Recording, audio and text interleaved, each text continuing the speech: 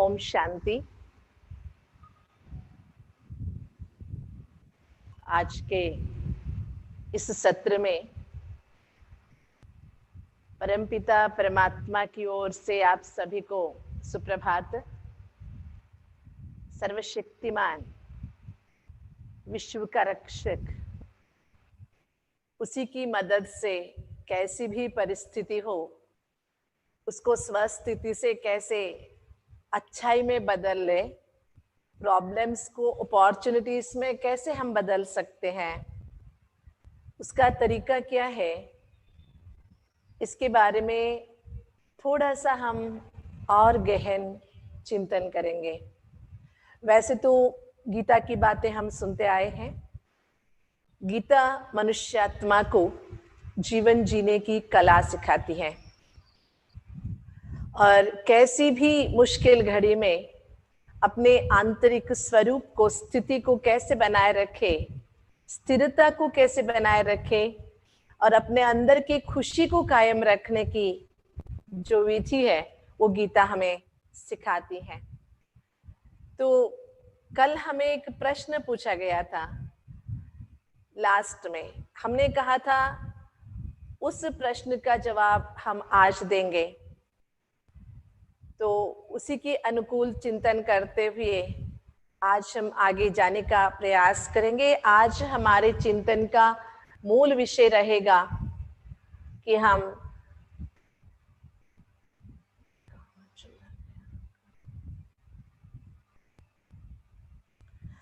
अपने आप को तो समझ गए गीता के माध्यम से और अपने स्वरूप को भी हम समझने के लिए मतलब हमने प्रयास कर लिया और यथार्थ स्वरूप से हमने अपने स्वरूप को पहचान भी लिया।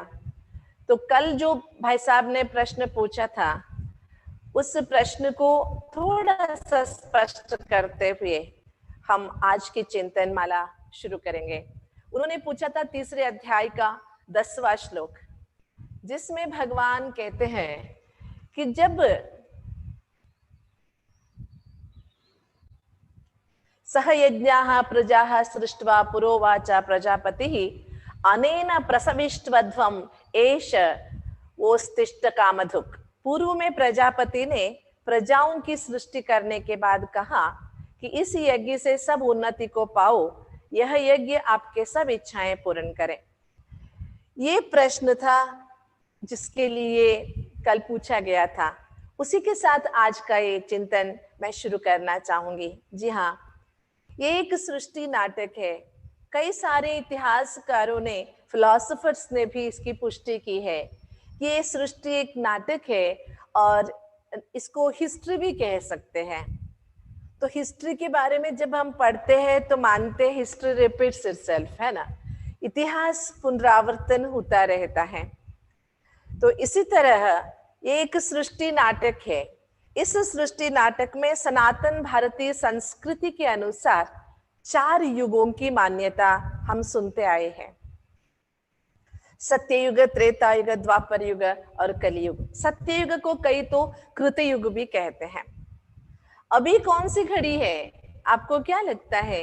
ये कलियुग के अंतिम घड़ियों में हम हैं। कलियुग के बाद पुनः सतयुग आना है।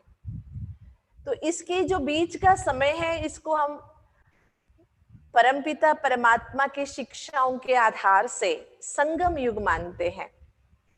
इस संगम युग में जब सृष्टि को पुनः श्रेष्ठ करना होता है, बदलना होता है, ट्रांसफॉर्मेशन की घड़ी जो है, या भगवान बिगड़ी को बनाने के लिए इस धरा पर जब अवतरित होते हैं, तो ये जो श्लोक हमने सुना, सृष्टि की आदि में प्रजापति के द्वारा, प्रजापति माना प्रजापिता ब्रह्मा के द्वारा परमात्मा ने यज्ञ रचा।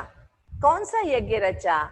और इस श्लोक में ये कहते हैं कि प्रजाओं की सृष्टि के करने के बाद, प्रजापति ने प्रजाओं की सृष्टि करने के बाद कहा कि इस यज्ञ से सब उन्नति को पाओ, यह यज्ञ आपकी सब इच्छाएं पूर्ण करे।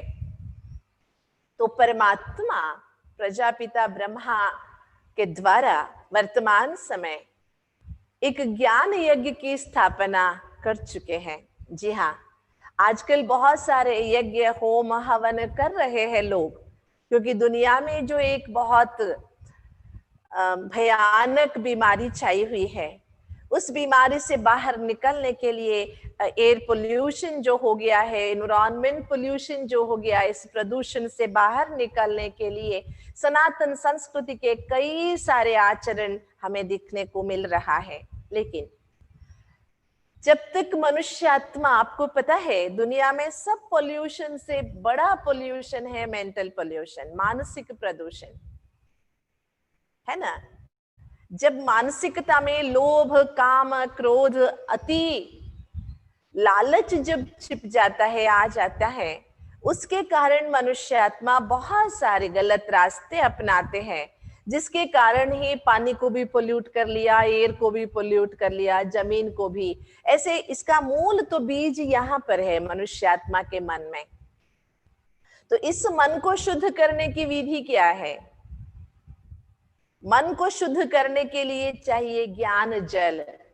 स्थूल पानी से शरीर को स्वच्छ किया जा सकता है, लेकिन मन को स्वच्छ करने के लिए एक ही विधान है, वो है ज्ञान जल। इसलिए कहते हैं नहीं ज्ञानेन सदृशम ज्ञान विहीनः पशुः। इसलिए परमात्मा आके, जैसे अभी इंट्रोडक्शन में भी हम सुन रहे थे, we are having a lot of information with us. आजकल एक उंगली दबाओ, आपको क्या नहीं मिलेगा इंटरनेट पे, सोशल साइट पे। लेकिन क्या ये सभी चीजें इंफॉर्मेशन है या नॉलेज है? इसलिए वर्तमान समय स्वयं ज्ञान का सागर परमात्मा के ज्ञान यज्ञ की स्थापना की है। इसी के द्वारा परमात्मा हमें ये समझाते हैं, इससे आप उन्नति को पाओ, इससे आपकी जो भी मन की इच्छा है वो सब पूर्ण हो जाए। कैसे पूर्ण होंगे? सब मन की इच्छाएं पूर्ण तब होगी जब हम परमात्मा पिता के वरदानों के तले अपने जीवन को श्रेष्ठ करने का संकल्प करेंगे। तो हम पुनः ये बात एक स्पष्ट कर ले, महाभारत में वेदव्यास जी कहते हैं, कलो 5 सहस्राणे जायते वर्ण संकरा। 5000 साल के बाद एक बार वर्ण संकर हो जाता है। वर्ण संकर के बाद दुनिया नरक बन जाती है। नरक बन जाती है तो पूरा हमारे जो वैल्यू सिस्टम है वो गिर जाता है। तो इस दुनिया को पुनः स्वर्ग बनाना है। जो पतित हो गए हैं उनको पुनः पावन बनाना है, और जो मनुष्य अपने आप में आसुरी गुणों से संपन्न आसुर बन गए हैं उनको देवता बनाना है। जैसे हमारी भारतीय संस्कृति में ये जो स्वास्तिक का चिन्ह हम उपयोग में लाते हैं, ये स्वास्तिक जो है ये स्वस्थिति का सूचक है। गौर से देखिए, बीच में एक बिंदु है, यहाँ से एक ऊपर डंडा गया, एक दाएं ओर डंडा गया। ये क्या दिखाता है? ऊपर है ना, हैंड्स, स्टेज उन्नति का, है ना, उन्नति का और समृद्धि की ये जो निशानी है। मानव जीवन प्रारंभ में बहुत उन्नत था, श्रेष्ठ था, ऊंचाई की चोटी पर था मानव, और समृद्धि भी थी, सब कुछ संपन्नता था। उसके बाद संपन्नता में थोड़ा सा गिरावट आया। इन दोनों स्थितियों को हम ब्रह्मा का दिन कहते हैं। जब भी हम गिरते आए और लेफ्ट हैंड साइड में मुड़ गए, माना मनुष्य में बहुत सारी नेगेटिव चीजें आ गई। वैसे भी राइट हैंड पॉजिटिव और लेफ्ट हैंड नेगेटिव, ऐसे हम मानते आए हैं। और लेफ्ट हैंड में भी हैंड्सअप स्टेज आ गई, पूरी तरह से हम खाली हो गए। अब परमात्मा यहाँ पर जो एक हमको दिखाया है, एरो मार्क दिखाया है, सुई दिखाई है, ये दिखा रही है अभी यज्ञ की स्थापना परमात्मा ने की है। इस यज्ञ में जब हम खुद को समर्पण करते, जिसकी बातें कल हम सुन रहे थे, सर्वधर्मान परित्यज्य मामेकं शरणं व्रज अहम त्वा सर्व पापेभ्यो मोक्षयिष्यामि मा शुचः। तो अभी ये यज्ञ में जैसे स्थूल यज्ञ रचते हैं तो जौ, तिल, घी सब हम अर्पण करते हैं, इसी तरह अभी हमें अपने अंदर छिपे हुए बुराइयों का अर्पण करना है, होम करना है। अपने अंदर जो नेगेटिविटी छिपी हुई है उन नेगेटिविटीज को पॉजिटिविटी में बदलना है। इसी के लिए तो परमात्मा इस धरा पर पधारे हैं। लेकिन इस परमात्मा ज्ञान को हम अपने जीवन में अपनाने की ये घड़ी है। ये समय कह रहा है अभी बदलो। अगर नहीं बदलोगे तो कभी भी अपने अंदर बदलाव नहीं ला सकेंगे। इसलिए वर्तमान की जो हमारी स्थिति है, इस स्थिति में अगर हम खुद को बदलना चाहते हैं तो उसके लिए परमात्मा के रचे हुए इस ज्ञान यज्ञ में खुद को हम महसूस करें और समझे, मैं भी इस यज्ञ के लिए परमात्मा द्वारा निमित्त हुआ एक व्यक्ति हूं। तो आज हम राजयोग की गहराइयों की बातें सोचेंगे कि ज्ञान या राजयोग का मतलब क्या है और राजयोग हमें क्या सिखाता है ना। हमने कल भी राजयोग जो गीता वर्णित है उसकी बातें सुनी थी। वैसे दुनिया के हिसाब से योग का क्या मतलब है? Link, joint, union, meeting, remembrance, relationship, communication and connection. जोड़ना, एक का साथ हो जाना, एक दूसरे से मिलना, एक दूसरे को याद करना, एक दूसरे के साथ संबंध स्थापन करना और संवहन बनाए रखना और जोड़े रहना, ये सब चीजें युज, योग आपको पता है संस्कृत के युज धातु से बना हुआ है। युज का मतलब है जोड़ना, कनेक्शन। तो अभी हम अपने आप को परमात्मा के साथ जोड़ने के लिए योग में, दुनिया में जो योगा मानते हैं या जो भी योग के मीनिंग से, उसमें 3 लेवल्स यहाँ बताया गया है, फिजिकल, मेंटल एंड स्पिरिचुअल, है ना। फिजिकल है यूनियन ऑफ ऑब्जेक्ट्स, मेंटल है linking the mind with something और समवन, और स्पिरिचुअल है communication between soul and supreme soul. यहाँ पर सारी दिखाई भी है। वैसे दुनिया में कल भी हम अष्टांग योग की बातें तो सुन रहे थे। शारीरिक फिटनेस के लिए या फ्लेक्सिबिलिटी के लिए हम अपने शरीर के द्वारा जो योगासन करते हैं, कुछ घड़ी के लिए उसी आसन में स्थित हो जाते हैं, खुद के शरीर को अपने नियंत्रण में ले लेते हैं।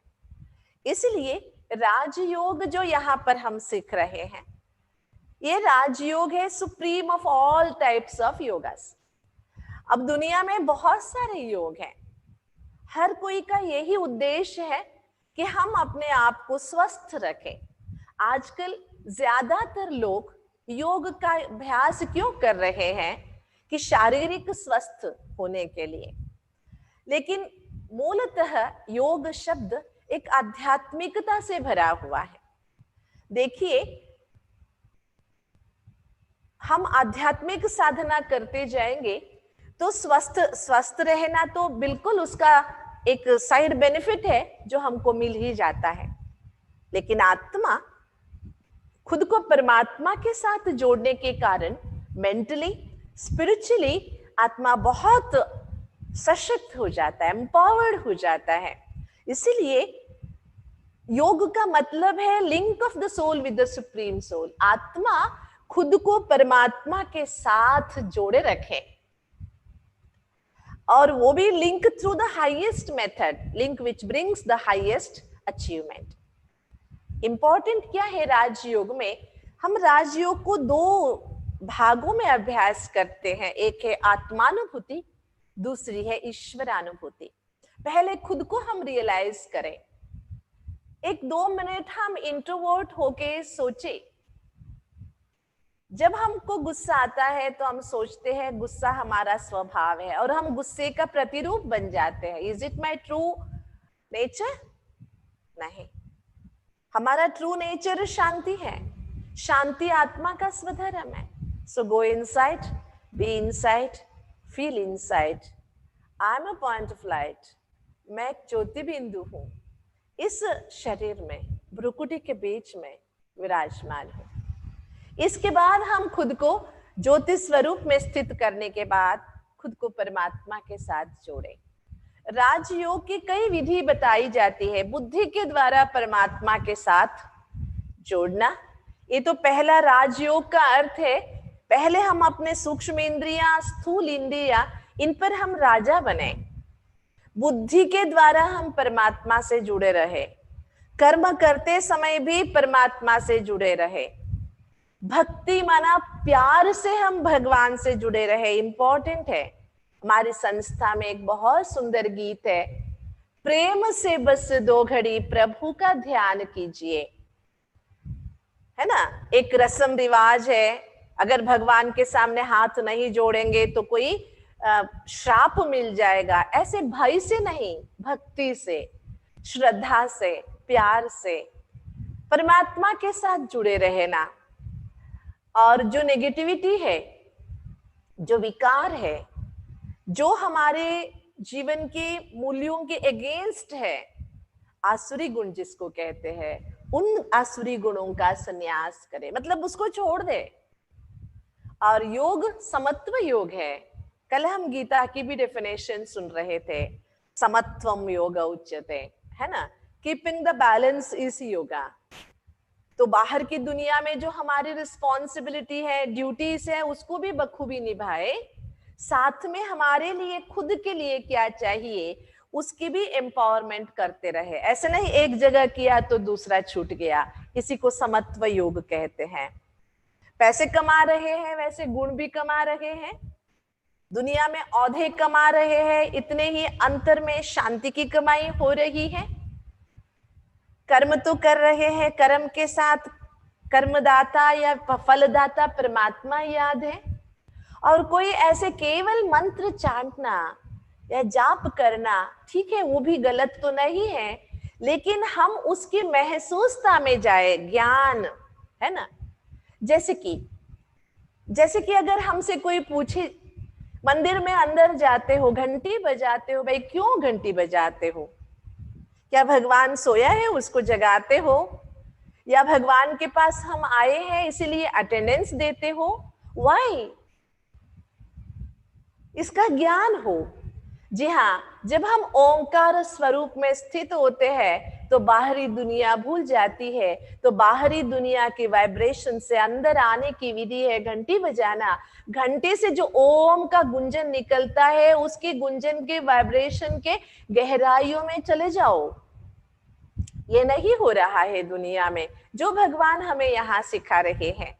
ज्ञान है, मैं एक ओंकार स्वरूप आत्मा हूं, मैं ओम हूं, मेरा स्वधर्म शांति है, जिस शांति मंत्र को हम बार बार जपते हैं। साथ में राजयोग एक सहज योग है, कोई शारीरिक कठिनाई नहीं है। कैसे भी कहाँ भी बैठे हो, चल रहे हो, भोजन कर रहे हो, झाड़ू लगा रहे हो, बर्तन साफ कर रहे हो, गाड़ी चला रहे हो, ऑटोमेटिकली हम काम कर रहे हैं। तो उसके साथ हम अपने बुद्धि को परमात्मा के साथ जोड़े रखें। अभी आपके सामने मैंने 3 प्रश्न रखा है। I have a soul in me, statement sets, not a question. Who am I, इसका आंसर क्या हो सकता है? मैं कौन हूं? I have a soul in me, I have a soul in my body, और I am a soul in my body. मेरे अंदर एक आत्मा है, मेरे शरीर के अंदर एक आत्मा है, या मैं आत्मा, ये मेरा शरीर है। इसमें कौन सा स्टेटमेंट ठीक है? सोच रहे हो कौन सा स्टेटमेंट ठीक है ना? आपको लग रहा है ये तीसरा जो स्टेटमेंट है, this is right. I am a soul in my body, this body is mine, ये शरीर मेरा है, इसके अंदर मैं एक आत्मा हूं। मैं आत्मा बहुत सूक्ष्म हूं, पॉइंट ऑफ लाइट, जिसके बारे में गीता में हमने सुना था, नयनम चिंदन्ति शस्त्राणि नयनम दहति पावकः न चैनम क्लेदयन्त्यापो न शोषयति मारुतः, है ना। आत्मा का कभी नाश नहीं होता, इतना सूक्ष्म ज्योति स्वरूप है, डिवाइन लाइट है। आत्मा के अंदर 3 शक्तियां हैं, मन, बुद्धि और संस्कार। मन के द्वारा हम सोचते हैं, बुद्धि के द्वारा हम निर्णय करते हैं, और संस्कारों के द्वारा हमारी जो भी हमने कर्म किया, वो सारे कर्मों का फल इकट्ठा होके मेमोरीज के रूप में हमारे अंदर भरा हुआ है। याद रखना, शरीर के कोई पार्ट में नहीं है, ये भरा हुआ है आत्मा में, जिसके कारण हमने शरीर छोड़ा तो हमारे साथ ही वो चला आता है। अगले शरीर लेते हैं तो वहां भी संस्कार हिडन रूप में उपस्थित रहता है, जिसके कारण एक व्यक्ति को देखने से लगता है इनसे बात करें, कभी कभार किसी व्यक्ति को देखने से लगता है बिल्कुल इसका चेहरा ही ना देखें। इसका कारण है पिछला कुछ हमारी जो यादें हैं, इसके कारण। तो मन में कई सारे मनोतरंगे उत्पन्न होती है, पॉजिटिव नेगेटिव आदि आदि। उसको यथार्थ रूप से चाहिए या ना चाहिए उसका निर्णय बुद्धि करती है। बाद में हम एक्शन में आते हैं। तो ये जो 5 इंद्रिय है, हाथ, आंख, मुंह, नाक और कान, जिसको श्रवणेंद्रिय, ग्रहणेंद्रिय, जिह्वा को देखते हैं, यह है देखने वाला इंद्रिय। ऐसे जो हमारे 5 इंद्रिय है, इन 5 इंद्रियों के द्वारा कर्म करने वाली हम आत्मा है। देखिए, माइंड, इंटेलेक्ट, संस्कारास, इसको थोड़ा सा आप जोड़ेंगे, एक सिम बन जाता है, SIM। शरीर एक मोबाइल है चलता फिरता, इस मोबाइल के अंदर एक आत्मा है। इस आत्मा को संस्कार, इंटेलेक्ट और माइंड के द्वारा यथार्थ रूप से हम जान सकते हैं। इसलिए हम संस्कारों वश सोचते हैं, सोचने के बाद बुद्धि से निर्णय लेते हैं, निर्णय के बाद हम कर्म करते हैं, वो फिर इंप्रेशंस बन जाते हैं। माइंड और बुद्धि के दोनों का अगर यथार्थ कनेक्शन है तो विल पावर हमारा स्ट्रांग रहता है। लेकिन होता क्या है, हम माइंड से सोचते एकदम एक्शन में आ जाते हैं, जिसके कारण हमारा कर्म कई बार विकर्म बन जाते हैं। तो राजयोग का फर्स्ट स्टेप है, फर्स्ट स्टेप ऑफ राजयोगा क्या है? हम अपने आप में बैलेंस्ड रहना, जिसकी डिटेल भी हम पहले सुन चुके हैं, फिर भी थोड़ा सा हम रिफ्रेश करेंगे। देखिए, शरीर में ब्रेन है, हार्ट है, बहुत सारे इंपॉर्टेंट ऑर्गन्स है, लेकिन आत्मा के बिना ये कोई ऑर्गन्स काम नहीं करते, है ना। जब मनुष्य आत्मा की फिजिकल डेथ या क्लिनिकल डेथ हो जाती है तो उसके ऑर्गन्स को ट्रांसप्लांट करा जाता है, उसको दूसरे में जोड़े जाते, तब वो फंक्शन करते हैं। लेकिन आत्मा चले जाने के बाद इस शरीर में कितने भी अच्छे हार्ट, किडनी या ब्रेन होने के बावजूद भी ये काम नहीं करता। और हम आत्मा जैसा कर्म करते हैं, पाप किए तो पापात्मा, पुण्य किए तो पुण्यात्मा, ऐसे हम कहलाते हैं। अभी थोड़ा सा हम इस डिफरेंस के डिटेल में जाएंगे। आपके मन में प्रश्न आ रहा होगा, इतना डिटेल हमें आत्मा के स्वरूप को क्यों जाने? राजयोग का 4 आधार है, परिचय, निश्चय, संबंध और प्यार। प्यार के साथ जुड़ता है प्राप्ति। पहले परिचय चाहिए, हु एम आई एक्चुअली, मैं कौन हूं, फिजिकल हूं या नॉन फिजिकल, मॉर्टल हूं या इमॉर्टल, टेम्पररी मेरी पोजीशन है या इटर्नल पोजीशन है, मेरे अंदर कॉन्शियसनेस है या नहीं है, मेरा इमेज परमानेंटली चेंज होता है या आत्मा का कोई सेल्फ इमेज कांस्टेंट है, मेरे नेचुरल स्टेट ऑफ माइंड क्या है। ये सब चीजें हमें जानना क्यों जरूरी है? क्यों जरूरी है? समझिए, आपके हाथ में आपने एक छोटा सा रुमाल पकड़ के रखा है या कोई पेपर ऐसे पकड़ के रखा है आपने, ठीक है। ये पेपर तो बिल्कुल हल्का है, अगर आपको कहे इसे 1 घंटे ऐसे ही उठा के रखिए अपने हाथ से, तो क्या होगा? आपका हाथ दर्द करेगा ना 1 घंटा सेम पोजीशन में रहने से। लेकिन इसका ये कारण है क्या कि ये जो पेपर है इसका वजन बढ़ गया क्या? नहीं ना। फिर भी आपको दर्द क्यों हो रहा है?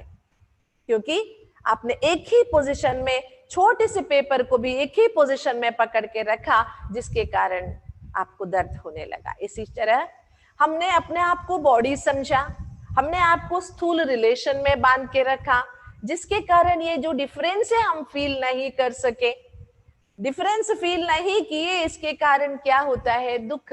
आपको पता है, छोटेपन में आपने भी किया होगा, छोटेपन में आपका कोई बहुत अच्छा ड्रेस होगा, हाँ, पापा ने, मम्मी ने, कोई रिश्तेदार ने या दादाजी ने, किसी ने भी प्यार से आपको भेंट किया होगा। अगर अचानक वो ड्रेस फट जाता है, तो हम बहुत छोटे होते थे तो रोते थे, याद है आपको? अरे मेरा ड्रेस फट गया। लेकिन जैसे जैसे बड़े होते गए, हमें ये समझ में आया कि एक पुराना फटेगा तब तो नया मिलेगा। तो पुराना फटता था तो हमें बहुत अच्छा लगता था कि दो दो जोड़े और मिल जाएंगे, क्योंकि हमें जिंदगी की वास्तविकता सामने करने को मिला और हमने समझा भी। इसी तरह अब तक हम समझते थे मैं ही ये शरीर, हु एम आई, है ना? ये आइडेंटिटी जो क्राइसिस है, हम अपने आप को फलाने जाति का, फलाने रंग का, फलाने लिंग का, माना स्त्री पुरुष, फलाने औहदे का समझते थे।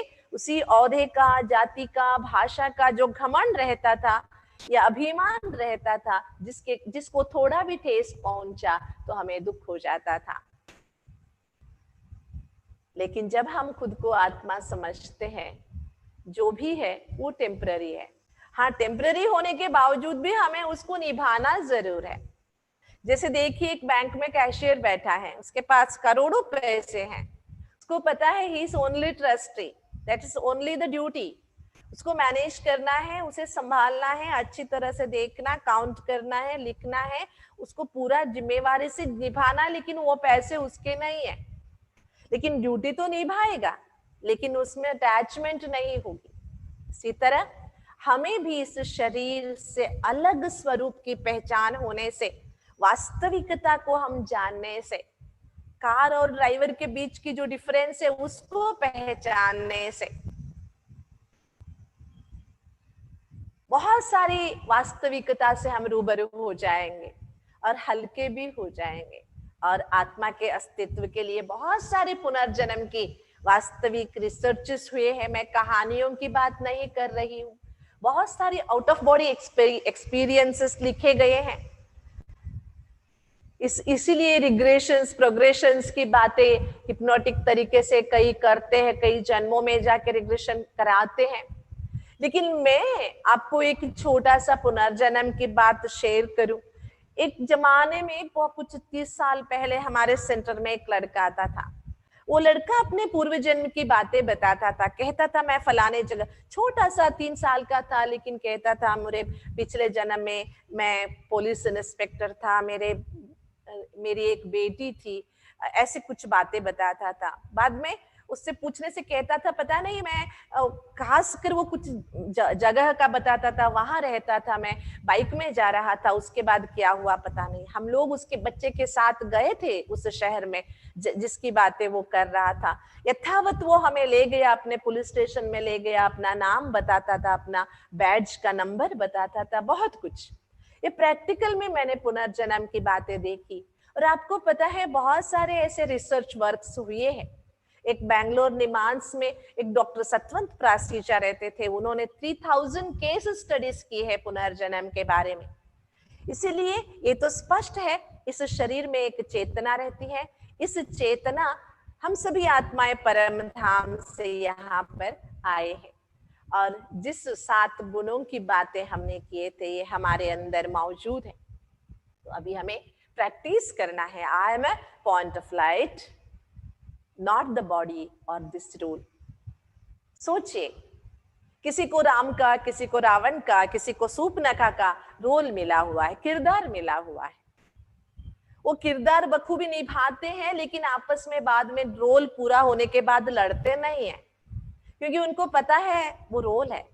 इसलिए हमें भी ये फील करना है, I am different from the role, I am a point of light. I detach and observe my body and the senses going on around me. I reject all negative thoughts about me and accept only positive thoughts, emotions and desires. मुझे कहने में बहुत हर्ष होता है, हमारे देश के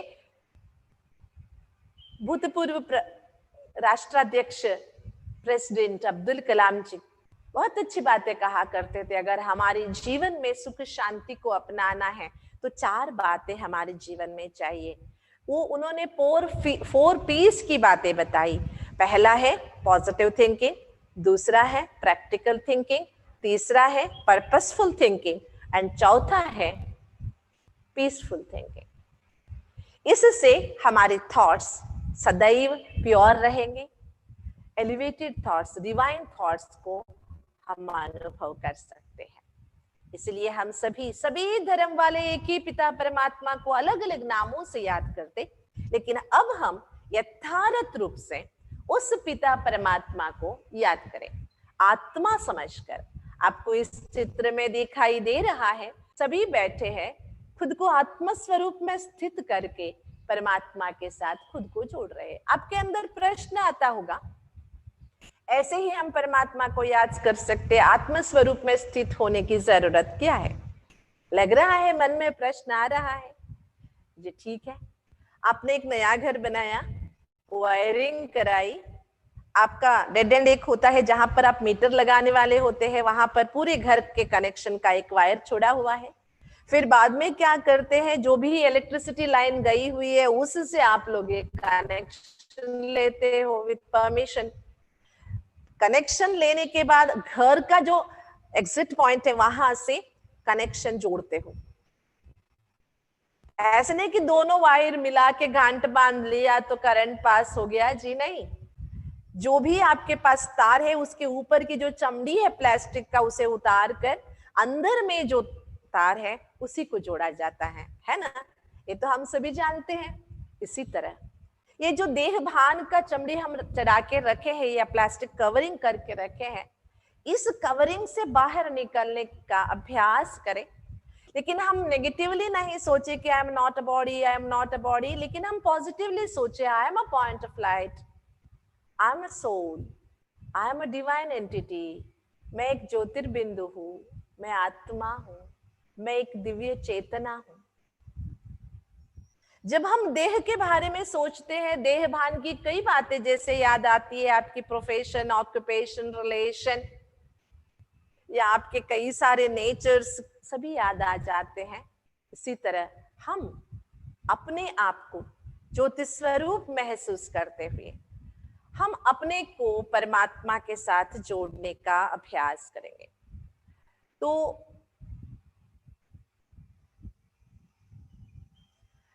मैं आपको अभी जो आत्मा की बातें सुना रही थी, राजयोग की ये बेसिक है। हमारे मन में ये प्रश्न उठता है, कल आप कर्मयोगी की बातें सुना रही थी, बहुत सारी स्पिरिचुअलिटी हमें नहीं चाहिए, लेकिन हम ये याद रखेंगे जीवन का जो बेसिक है ना, वो आध्यात्मिकता से ही जुड़ा हुआ है। जब हम सोचते हैं आई एम अ सोल, मैं एक आत्मा हूं, जब हम शरीर के बारे में सोचते हैं तो हम सोचते हैं ना मेरा हाथ ठीक रहे, मेरे पैर ठीक रहे, मेरी डाइजेशन सिस्टम ठीक रहे, उसके लिए खूब न्यूट्रिशन देना है। अभी हम देख रहे हैं कि अभी अगर फल नहीं मिल रहा, कोई सब्जी नहीं मिल रही है तो मनुष्य कितना उतावला हो रहा है, 1-2 दिन की भी सहन करने की ताकत मनुष्य में नहीं रही है। लेकिन बहुत सुंदर बात क्या है कि अभी हमारा जो आत्म स्वरूप का अभ्यास है, ये गहरी आध्यात्मिकता नहीं है, क्योंकि जब हम स्कूल में पढ़ रहे थे तो हमको एजुकेशन का जो डेफिनेशन सिखाया गया था उसमें यही कहा गया था, no thy self that is education and B thy self that is meditation. अपने स्वरूप में स्थित हो जाओ, है ना? इससे क्या लाभ होगा? जैसे देखिए, मनुष्य एक सोच से जुड़ा हुआ है, totally life connected with his thoughts. तो हमारी जो सोच है, इन सोचों को बदलने का मार्ग क्या है कि अगर हम अपने आप को पॉजिटिव एनर्जी मानते हैं तो पॉजिटिव एनर्जी के चिंतन से हमारे अंदर की जो नेगेटिविटी, हर बात में नेगेटिव हो जाना या फिर अग्रेसिव हो जाना या मूड ऑफ हो जाना, ये जो हमने आदत बना रखी है, इनसे बाहर निकलने का जो सही मार्ग परमात्मा हमें समझाते हैं।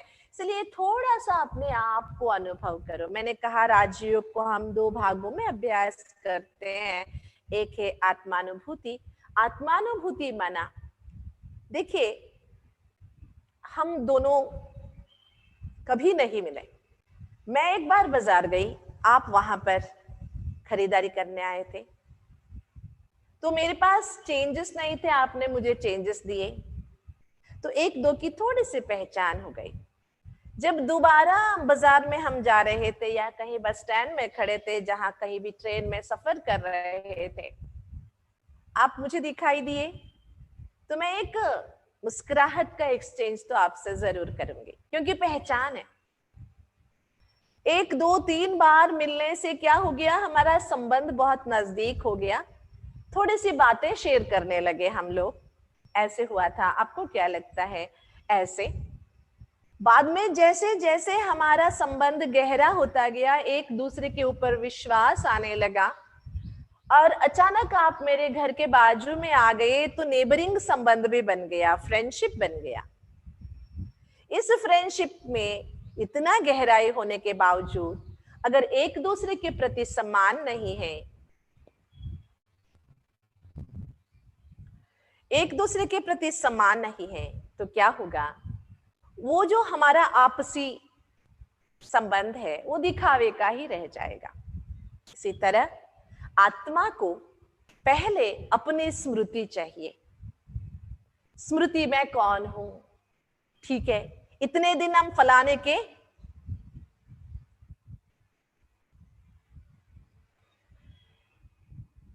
का बच्चा हूं, फलाने का ये हूं, ऐसे समझकर हम इगोइस्टिक होते थे, कुछ हो गया तो इंसल्ट फील करते थे। लेकिन अब हमें समझ में आया, मुझे जो रोल मिला है उसे मुझे अच्छी तरह निभाना है, केवल सामने वाले को इम्प्रेस करने के लिए दिखावा नहीं करना है, अंदर से जो रोल मिले, किरदार मुझे मिला है, उसे प्यार से निभाना है, ठीक है ना?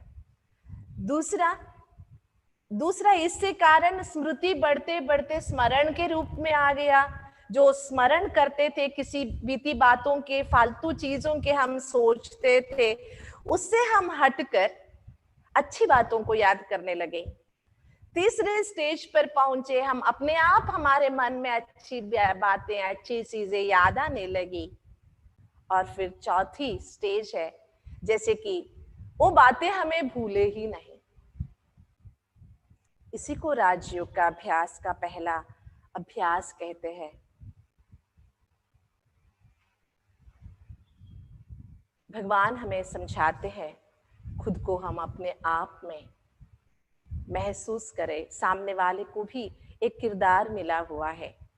एक अगर बहुत बड़े एक्टर को कोई जूते सिलवाने की या कोई भी छोटी सी झाड़ू लगाने की किरदार मिलती है, तो कितना अच्छा निभाता है, ओरिजिनली झाड़ू लगाने वाले से वो अच्छा झाड़ू लगाना, मतलब उस किरदार को निभाता है। ऐसे हमें भी राजयोग के अभ्यास को आगे बढ़ाते हुए, राजयोग के अंदर की महसूसता करते हुए, वर्तमान समय के हिसाब से हम अपने अंदर के वास्तविकता को अनुभव करें। कल मैं आपके सामने ये गीता का श्लोक स्पष्ट करने वाली थी।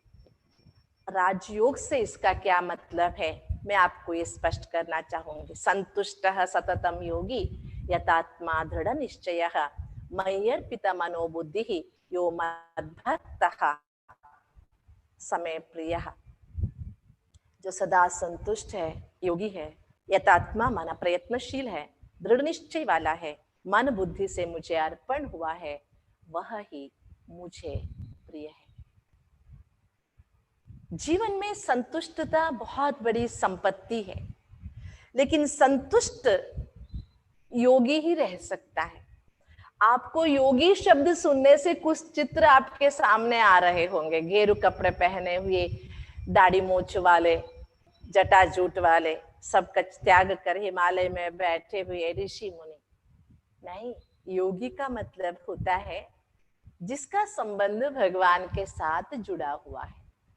वो कहाँ भी रहे, लेकिन वो परमात्मा के साथ रहता है, और वो प्रयत्नशील रहता है। ऐसे जैसे हम सुनते हैं, स्वामी विवेकानंद जी कहते थे, try try try until your last breath, है ना, अंतिम श्वास तक प्रयत्नशील रहो। लेकिन हमारी कुछ आदत होती है, थोड़े एक दो बार हमने प्रयत्न कर लिया, हमसे नहीं हो पाया तो हमने छोड़ दिया। लेकिन भगवान कहते हैं, ठीक है, अब हम आज की परिस्थिति की हालात को ही लीजिए, हमारे पास क्या रास्ता है बताइए, क्या रास्ता है? या तो चीना वालों को कोसते बैठे, या तो सरकार को कोसना है, या तो एडमिनिस्ट्रेशन को कोसना है, या तो हमारी किस्मत को कोसना है। लेकिन इस सब के बावजूद जो समय मिला है बहुत अच्छा मिला है, थोड़ा सा अपने बारे में जानने को मिला। नहीं लग रहा है आपको? हम अपना बारे में जानने के लिए थोड़ा फुर्सत मिल गई, बहुत भागते थे भागते थे भागते थे। मुझे एक हंसी की बात याद आती है। एक बार भरे बाजार में एक आदमी भाग रहा था, उसके पीछे कुछ लोग और भाग रहे थे। तो सब बड़े बाजार में बैठे खड़े लोग बोल रहे थे ये क्यों दौड़ रहे हैं। एक आदमी को वहां खड़े रहने वालों ने रुकने को बोला और पूछा भाई क्यों भाग रहे हो, क्या हुआ है, कहाँ भाग रहे हो? तो पीछे वाले ने बोला जी मुझे पता नहीं है, सामने वाला भाग रहा है ना इसलिए मैं भी भाग रहा हूं। सामने वाला क्यों भाग रहा है इसको पता नहीं है, लेकिन उसके पीछे ये भी भागा जा रहा है भागा जा रहा है। आपको क्या नहीं लगता कि हमारी भी कुछ जिंदगी ऐसी ही है? हम भाग रहे हैं, पहले पढ़ाई के लिए भागे, बाद में नौकरी के लिए भागे, बाद में पैसे के लिए भागे, बाद में औहदे के लिए भागे, बाद में प्रमोशन के लिए भागे, बाद में तबीयत के लिए भागे। ऐसे भागते भागते भागते भागते जिंदगी में हमने खुद को कभी रुक कर एक मिनट अपने आप से बातें करने की फुर्सत निकाला ही नहीं। आप कहेंगे ये सब जरूरी थी, हाँ हाँ जरूरी थी जरूर,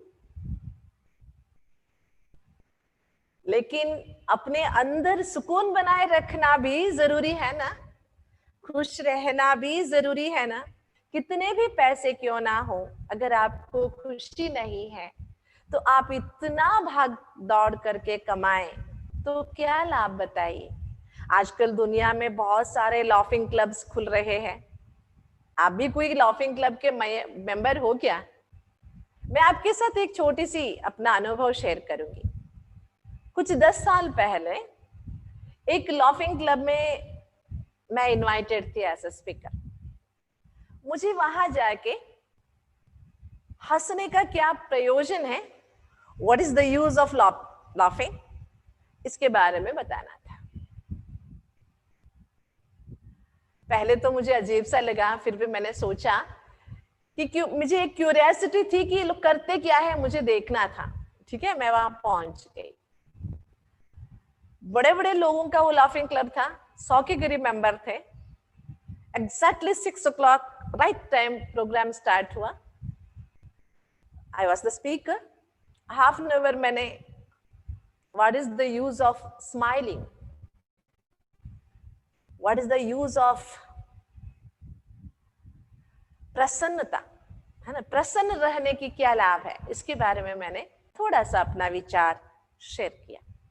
आप भी जब भगवान के सामने हाथ जोड़ते हो तो क्या प्रार्थना करते हो? प्रसन्न वदनम ध्यायेत् सर्व विघ्नोपशान्तये, कहते हैं ना। आप प्रसन्न वदन है, आपका ध्यान करके मेरा सारा विघ्न शांत हो जाए, ऐसी प्रार्थना करते हैं ना। भगवान जिसको हम याद करते हैं, जिसकी हम प्रार्थना करते हैं, चाहते हैं वो प्रसन्न रहे। लेकिन हमारा वदन कैसे रहता है? प्रसन्न वदन रहता है, रोदन वदनम, क्रोध वदनम, अशांत वदनम, कैसा वदन रहता है? कभी सोचा है?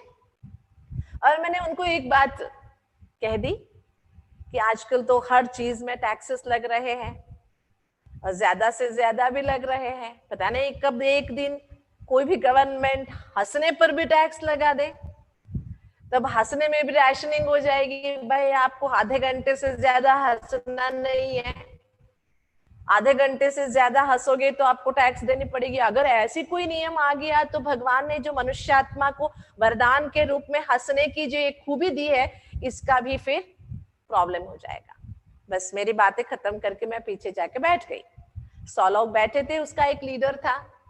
वो लीडर ने क्या किया, 1 घंटा वो लोग हंसने वाले थे, उनका एक हंसने का पीरियड था 1 आवर।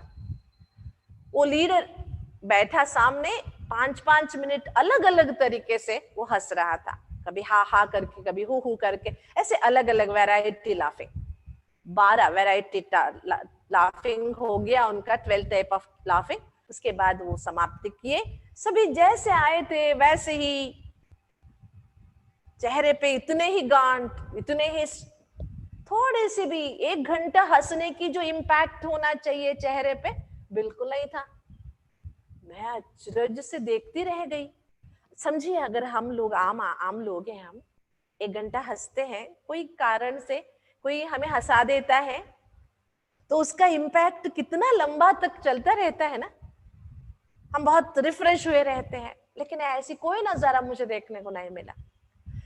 जब लोग लौट रहे थे तो मैंने एक भाई से पूछा कि भैया आप लोग यहाँ आए क्यों थे? तो उन्होंने कहा दीदी हम हंसने के लिए आए थे। वो ये मेरा प्रश्न है, आप हंसने के लिए यहाँ क्यों आए थे? तो उन्होंने कहा नहीं दीदी, हम महीने में 1000 रुपया फीस भरते हैं, हफ्ते में एक बार 1 घंटा आके हंस के जाते हैं यहाँ पर, इसीलिए आए थे, हम पैसे भरते हैं ना, हंसने के लिए आए थे। लेकिन मेरा तीसरा प्रश्न था, हमारे दुनिया में, साधारण सी दुनिया में, कोई मनुष्य बिना वजह के, बिना कारण के हंसता है तो उसको क्या कहते हैं? क्या कहते हैं बताइए? पागल कहेंगे ना। क्यों पागल सा हंस रहा है बिना कारण के? डांटते हैं ना बच्चे, जब थे हम लोग छोटे छोटे, है ना, एक टीन एज में हर छोटी बात में हंसने की एक आदत होती है मनुष्य आत्मा को। ऐसे जब हम हंसते थे तो बड़े हमें दो लगा के बोलते थे, क्यों पागल जैसे हंस रहा है, ऐसे होता था ना। तो भाइयों और बहनों, आप हम सभी एक ही पिता के संतान हैं। हमारा दिल चाहता है जो खुशी हमें मिली है, जो ताकत हमने महसूस की है, परमात्मा के साथ से, राज्यों के अभ्यास से मन में जो प्रसन्नता हम महसूस कर रहे हैं, हम आत्मा संतुष्टता की जो संपत्ति अपने अंदर महसूस कर रहे हैं, हमारा मन हो रहा है कि आप सभी भी इसके योग्य बने, इसके पात्र बने। इसके लिए पुनः मैं आपसे यही कहना चाहूंगी कि हम परमात्मा को याद करने की जो अभ्यास है, इसे हम बनाए रखें और परमात्मा के साथ हम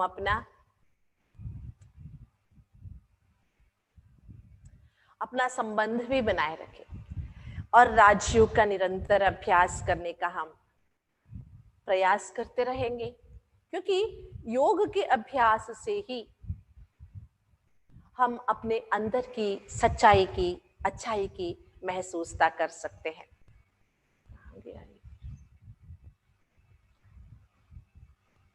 इसलिए जो मैं आपके साथ शेयर कर रही, एक बात हम जरूर याद रखेंगे, जिंदगी में हम जो भी करते हैं सोच से ही शुरू होता है। तो हमारे सोच पॉजिटिव, नेगेटिव, नेसेसरी या वेस्ट, इस सोच को शक्तिशाली बनाने के लिए हमारे संस्कारों में परिवर्तन लाना होगा। संस्कारों में माना आदतों में परिवर्तन डालना पड़ेगा हमें।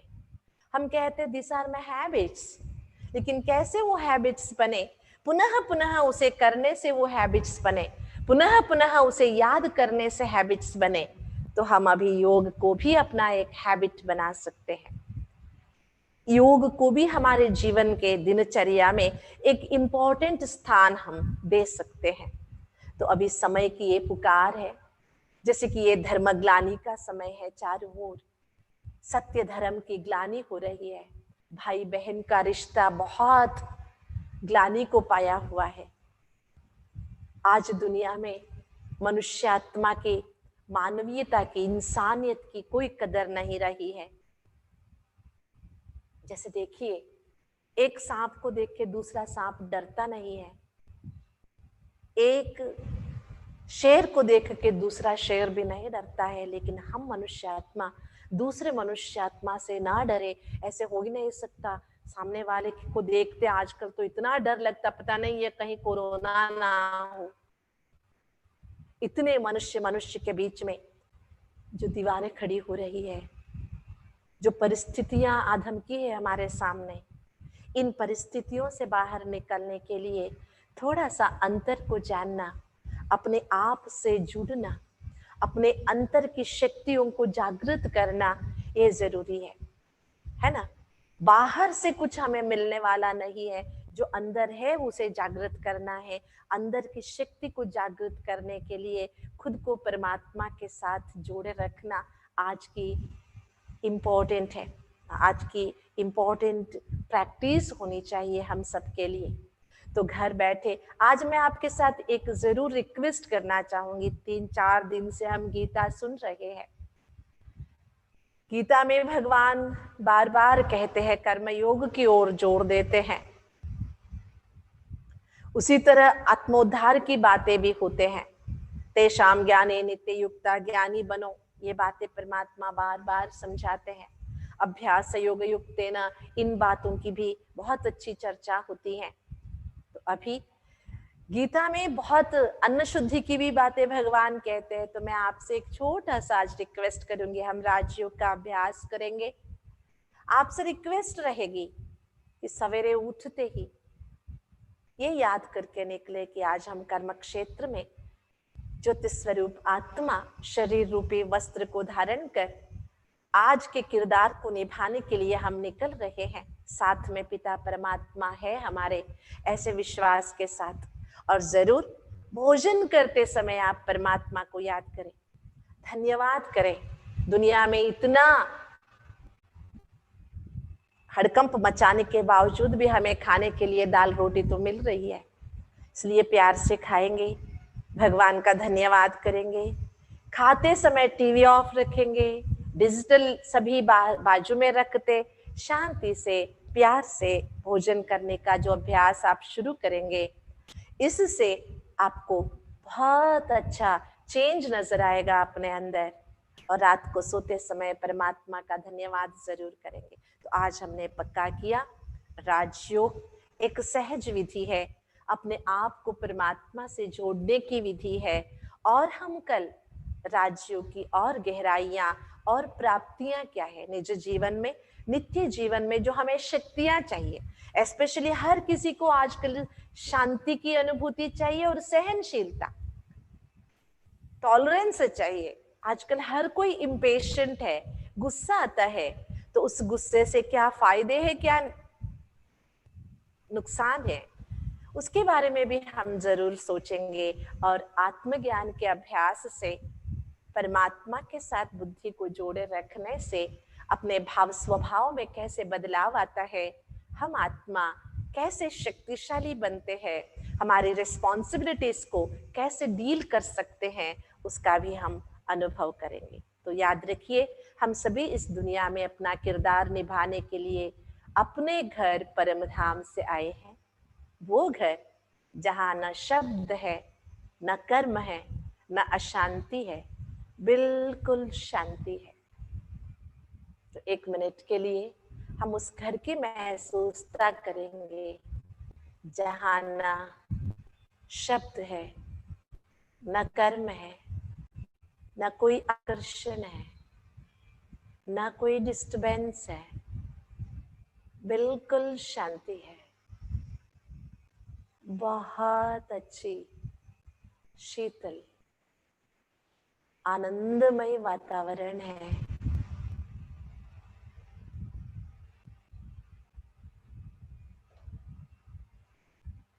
एक गहरी समाधान की स्थिति है,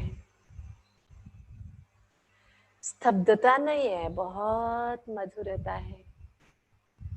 वो मेरा घर है, इसलिए मेरा दिल बार बार करता है कि मैं मुक्ति को पाऊं। वो मुक्ति धाम है मेरा घर, जहां से मैं आई हूं इस दुनिया में। लेकिन मेरा असल घर ब्रह्मलोक है, शांति धाम है, जहां मैं अपने पिता परमात्मा के सामने हूं, परम ज्योति स्वरूप परमात्मा के सन्निधान में। परमात्मा से मुझे सारी शक्तियां वरदान के रूप में प्राप्त हो रही है। मैं अपने आप को संपन्न महसूस कर रही हूँ। मेरे अंदर पॉजिटिविटी की ताकत भर रही है।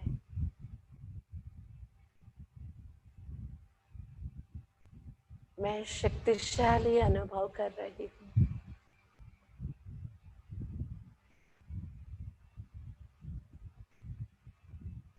मैं अपने अंदर आनंद की, पवित्रता की महसूसता कर रही हूँ। सारी नेगेटिविटी समाप्त हो गई मेरी। मैं पॉजिटिव संकल्पों से, पॉजिटिव एटीट्यूड से संपन्न हो रही हूँ। अपने आप में बिल्कुल हल्का लाइट फील कर रही हूँ। मैं देख रही हूँ दुनिया की सब आत्माएं स्वस्थ हो रही है। पूरी दुनिया में मैं पॉजिटिविटी की एनर्जी फैला रही हूँ। I am a pure soul. मैं पवित्र आत्मा हूँ। मैं शुद्ध आत्मा हूँ। सारे जो भी रोगाणु हैं सब नाश हो रहे हैं। समाज में स्वस्थता फैल रही है। सारे मेरे भाई बंधु स्वस्थ होते नजर आ रहे हैं। I am spreading positive energy, divine energy, and pure thoughts around the whole universe. I am a blessed soul. I am a pure soul. I am a peaceful soul. Om